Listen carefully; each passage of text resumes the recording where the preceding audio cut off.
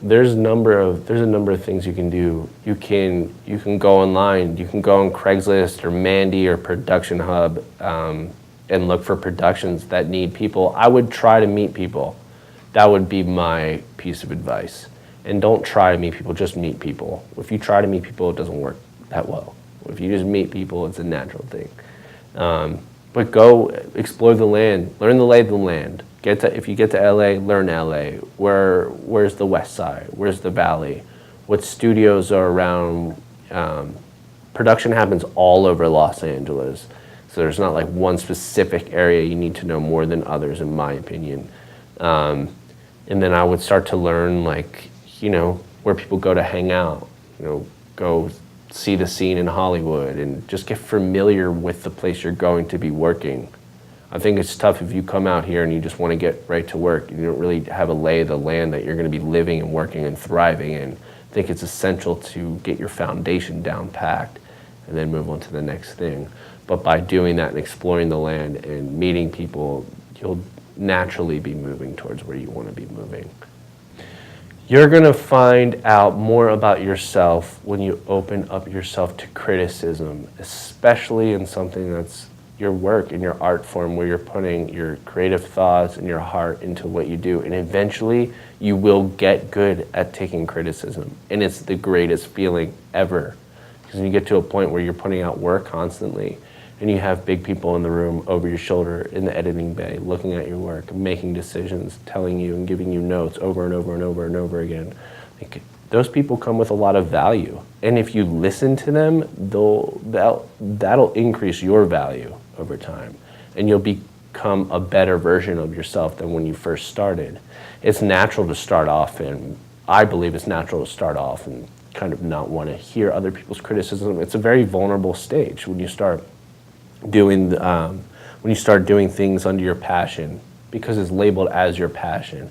It's like this one thing in the world that is filmmaking, and you make something and people aren't really digging it, or they have critiques, and that's like, oh man, that's like what I put out to the world and you don't like it. Like, it's easy to like turn inward and not feel so great about what people are saying. But ultimately, if you don't take people's criticism and you do look into what people make and their style of music videos or films, and you follow that, that'll be good, and you can get so far for only so long. But eventually you're gonna have to open up and let people come inside and take a look at you and your work and give you advice and try it. Try it on. If you don't like it, you can say you did it and discard it. But you should always give it a shot. Don't knock it till you try it. Everything. Positive attitude is everything, especially as a director. You're a leader of a team, and whether you see it or you don't, when you walk on set, everyone from the background talent to the production assistants to the executive producers are all looking at your energy, and they're looking at your attitude, because in a way, each person has their own thing invested in your specific energy. A PA is looking up to you for direction in the next scene to block off. Executive producers looking at your energy because they're investing a ton of money behind your creative vision. And by you coming onto set and having a positive energy, you're reassuring all of those people without specifically confronting them one-on-one, that you know what you're doing and you're respecting your own time and in tandem theirs too. And it makes people work harder. Energy is everything, and that positive attitude is everything. People, it's attractive.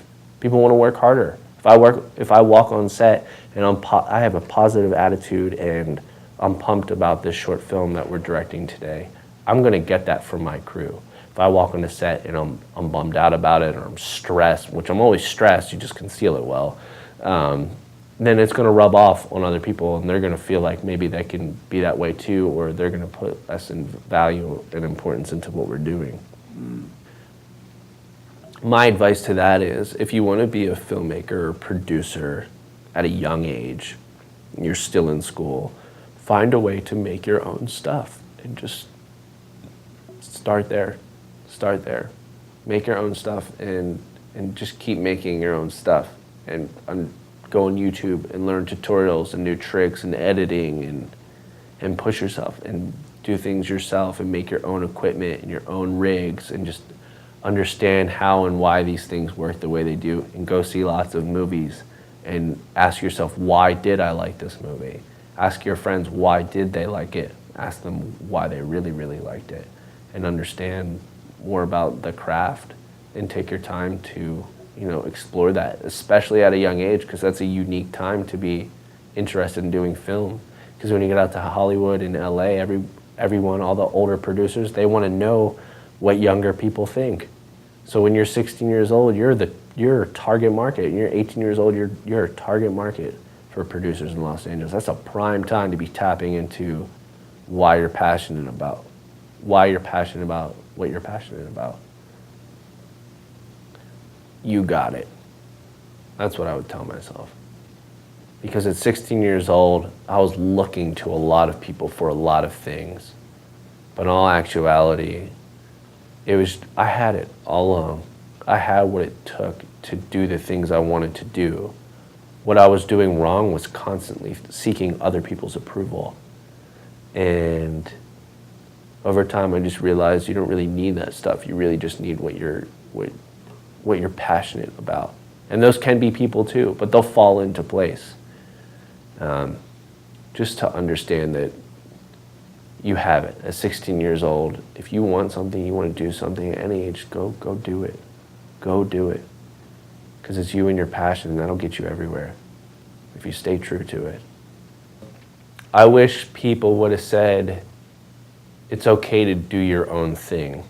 It's okay not to follow the current structure that's in this industry today. There's a lot of stigmatism around you need to work your way up on the set, or you need to go and network. Like, there are all these very finite things that you have to do, all these checklist things you have to do in order to do what you want to do. But the reality is you can do what you want to do. You just need to have a positive attitude, tenacity, and a really strong passion for it. I definitely want to leave a legacy of trying something different and not being afraid to do that, because I feel that speaks to much, much more than what my individual passion is with filmmaking. That can be anyone doing anything, whether you want to be a doctor or a baseball player or a lawyer. You can have a passion for something to the point where you want to innovate that passion and innovate that path and find success with it, and do it to a point where people look forward to your quality of work and enjoy the fruits of your passion. Then I really think that's like an ultimate legacy to leave behind. Thank you for watching A Wise Way. Subscribe to stay updated, share to pass the knowledge, or view our other videos on the left.